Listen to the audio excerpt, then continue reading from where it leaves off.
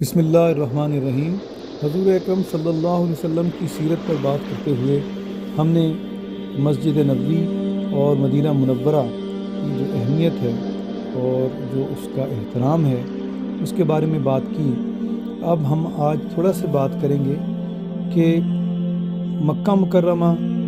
حج اور خانہ کعبہ کی اللہ تعالیٰ کے نزدیک کیا اہمیت ہے اور ہم مسلمانوں کے لیے ان کا کیا عزت اور احترام ہے۔ قرآن پاک میں اللہ تعالیٰ نے اپنے گھر یعنی خانہ کعبہ کے بارے میں ارشاد فرمایا،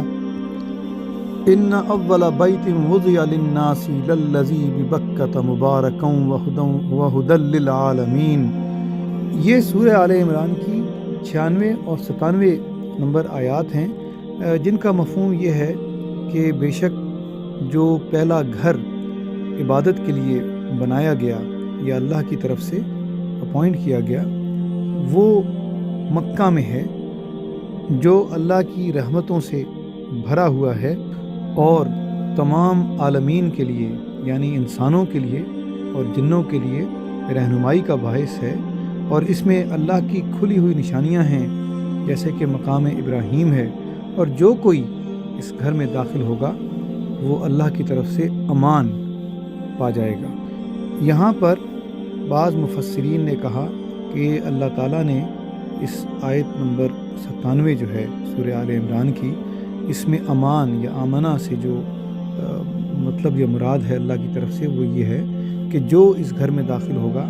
وہ دوزخ کی آگ سے امن حاصل کر لے گا۔ اسی طرح مفسرین نے اپنی اس بات کے ثبوت کے طور پہ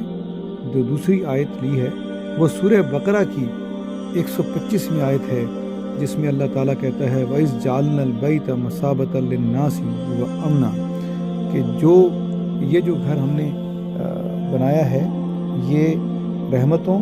اور امن کا گہوارہ ہے، یعنی اس آیت کا مفہوم یہ ہے۔ تو ان آیات سے ہماری ذکر کرنے کا مقصد یہ تھا کہ اللہ تعالیٰ نے مکہ مکرمہ میں جو بیت اللہ شریف ہے وہ بنایا، اس کو تمام عالم انسانیت کے لیے رحمت اور رہنمائی کا ایک سینٹر بنایا، اور مسلمانوں کے لیے، مومنین کے لیے جہنم کی آگ سے بچانے کے لیے ایک چیز بنایا۔ اسی لیے خانہ کعبہ کی زیارت کرنا، حج اور عمرہ کرنا بہت ہی بڑے ثواب کا باعث ہے۔ اور اس بارے میں کہا جاتا ہے کہ حضرت سعدون خولانی کے پاس مدینہ میں کچھ لوگ آئے اور ان سے کہا کہ قبیلہ کنانہ کے کچھ لوگوں نے ایک شخص کو قتل کر کے اس کی لاش کو جلا دیا ہے، اور اس کی لاش تمام رات جلتی رہی ہے لیکن اس کے مردہ جسم پر آگ کا کوئی اثر نہیں ہوا، اور وہ بالکل اپنی ہی طرح سے یعنی جیسے تھی ویسے ہی ہے۔ تو حضرت خولانی نے ان لوگوں کو یہ بات سن کر کہا کہ کیا اس شخص نے 3 حج کیے تھے؟ تو لوگوں نے جواب دیا کہ بے شک اس شخص نے تو 3 حج کیے تھے۔ تو حضرت خولانی نے کہا کہ میں نے سنا ہے کہ جس نے 3 حج کیے ہوں اس کو اللہ تعالیٰ یہ خصوصیات عطا فرما دیتا ہے کہ پہلا حج جب اس نے کیا تو اس نے اپنے اوپر جو فرض تھا وہ ادا کر دیا، اور دوسرا حج جب اس نے کیا تو اس نے اللہ تعالیٰ کو ایک قرض دے دیا، اور تیسرا حج جب اس نے کیا تو اس نے اپنے جسم کو آگ سے محفوظ کر لیا، کیونکہ اللہ تعالیٰ 3 حج کرنے والے کے جسم کو اوپر آگ کو حرام کر دے گا۔ اسی طرح خانہ کعبہ کی عظمت کے بارے میں اور بھی بہت ساری احادیث اور آیات موجود ہیں۔ حضور اکرم صلی اللہ علیہ وسلم کی سیرت میں ہے کہ جب آپ کی نظر خانہ کعبہ کی طرف اٹھی تو آپ نے فرمایا کہ مرحبا اے خانہ کعبہ، تجھے اللہ تعالیٰ کی طرف منسوب ہونے کی وجہ سے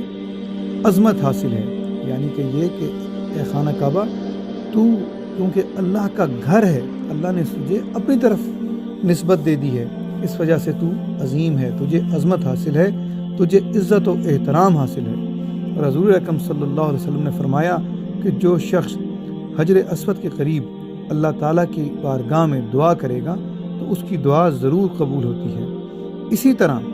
آپ کی کچھ اور احادیث میں ہے کہ جو میزاب رحمت ہے یعنی خانہ کعبہ کے اوپر ایک پرنالہ لگا ہوا ہے، اس کے نیچے کھڑے ہو کر جو دعا کرے گا اس کی دعا بھی اللہ تعالیٰ قبول فرماتا ہے۔ حضور اکرم صلی اللہ علیہ وسلم کی ایک اور حدیث بھی اس جانب اشارہ کرتی ہے کہ مقام ابراہیم کے پاس اور اس کے پیچھے اگر 2 رکعت نماز نفل ادا کی جائے تو اس عبادت کی وجہ سے ماضی اور مستقبل کے گناہ معاف کر دیے جاتے ہیں، اور جو شخص یہاں پر نفل پڑھے گا وہ قیامت کے دن اللہ تعالیٰ کی طرف سے حفاظت میں ہوگا۔ اسی طرح کتاب الشفا کے جو مصنف ہیں حضرت قاضی ایاز رحمۃ اللہ علیہ، انہوں نے فرمایا کہ میں نے حضرت عبداللہ بن عباس رضی اللہ تعالیٰ عنہم کی ایک روایت کردہ حدیث سنی ہے کہ حضور صلی اللہ علیہ وسلم نے فرمایا ہے کہ جس شخص نے ملتزم کے پاس، ملتزم یعنی خانہ کعبہ میں جو دروازہ لگا ہوا ہے، اس کے پاس جو بھی دعا کی وہ ضرور قبول ہوگی اور اللہ تعالیٰ اس کو پورا فرمائے گا۔ تو حدیث کو روایت کرنے والے حضرت ابن عباس فرماتے ہیں کہ حضور صلی اللہ علیہ وسلم کا یہ ارشاد سن کر میں نے جو بھی دعا ملتزم کے پاس جا کر مانگی وہ ضرور پوری ہوئی۔ اور اسی طرح حضرت عمر بن دینار فرماتے ہیں کہ میں نے حضرت ابن عباس رضی اللہ تعالیٰ عنہ سے یہ روایت سنی تو اس کا تجربہ کیا، یعنی کہ میں نے جا کر اس پہ عمل کیا، تو جو دعا بھی میں نے ملتزم کے پاس جا کر مانگی وہ اللہ کی طرف سے بالیقین پوری ہوئی۔ اسی طرح خانہ کعبہ کے پاس اور ملتزم کے پاس خصوصاً دعا کر کے اس کی قبولیت کے بارے میں بہت ساری احادیث ہیں اور بہت ساری روایات ہیں، جس میں حضرت سفیان بن عیینہ وہ کہتے ہیں کہ جب میں نے یہ حدیث سنی کہ ملتزم کے پاس اللہ تعالیٰ دعا قبول فرماتا ہے تو اس کے بعد